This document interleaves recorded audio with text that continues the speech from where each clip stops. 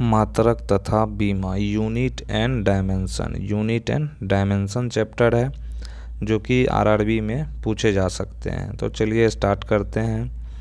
पहला है भौतिक राशियाँ, फिजिकल क्वांटिटी। फिजिकल क्वांटिटीज़ क्या होता है? भौतिक राशियाँ पदार्थों के वे गुण, फिजिकल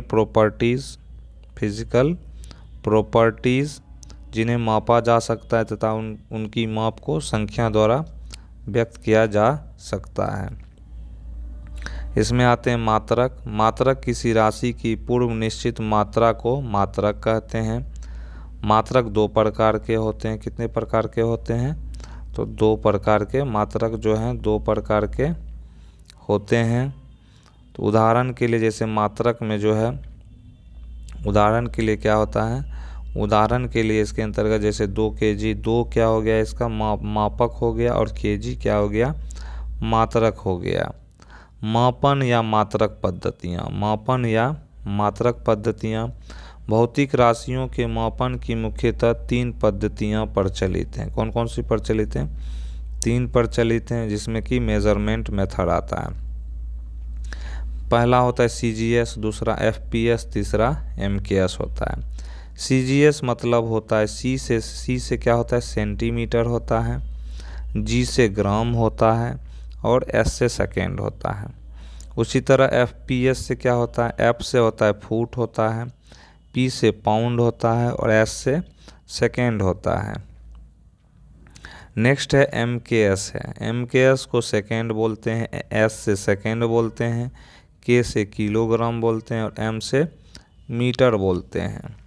इसे और क्या कहते हैं? इसे जो है निर्दिष्ट पद्धति भी कहते हैं। सबसे पहले हाथों से मापने का काम जो है मिस्र में शुरू हुआ था। कहाँ हुआ था? मिस्र से स्टार्ट हुआ था। नेक्स्ट है सिस्टम ऑफ इंटरनेशनल, जिसको कि क्या बोलते हैं? SI पद्धति भी बोलते हैं। क्या बोलते हैं? SI पद्धति भी बोलते हैं, या अंतर्राष्ट्रीय पद्धति भी हिंदी में बोलते हैं। सन 1971 में फ्रांसीसी परिषद ने मापन मात्रकों के अंतर्राष्ट्रीय अध्ययन में SI पद्धति को मान्यता मिली थी। SI मात्रक को 2 वर्गों में बांटा गया है। पहला है बेसिक्स यूनिट, यानी मूल मात्रक इसको बोलते हैं। इसकी संख्या 7 होती हैं। कितनी होती हैं? तो संख्या 7 होती हैं। दूसरा है पूरक मात्रक, यानी कि सप्लीमेंट्री यूनिट। इसकी संख्या कितनी होती है? 2 होती हैं। पहला है फंडामेंटल यूनिट्स, मूल मात्रक। ये कितने होते हैं? तो 7 होते हैं। इसके अंतर्गत क्या क्या आता है? तो पहला लंबाई आता है। लंबाई का मात्रक मीटर होता है। संकेत को स्मॉल m से डिनोट करते हैं, और बीमा L होता है। उसी तरह द्रव्यमान आता है। द्रव्यमान को kg, किलोग्राम से डिनोट करते हैं, kg, और स्मॉल कैपिटल M से इसको डिनोट करते हैं। उसका टाइम आता है। टाइम को समय बोलते हैं, इसको सेकेंड, और स्मॉल s से, और t से। फिर आता है तापमान आता है। केल्विन है, इसका क्या है? केल्विन है, और इसका क्या है? K से डिनोट करते हैं, और डायमेंशन में इसको K से डिनोट करते हैं।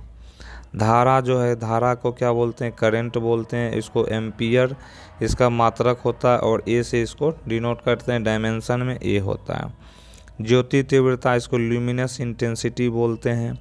कैंडिला इसका जो मात्रक होता है।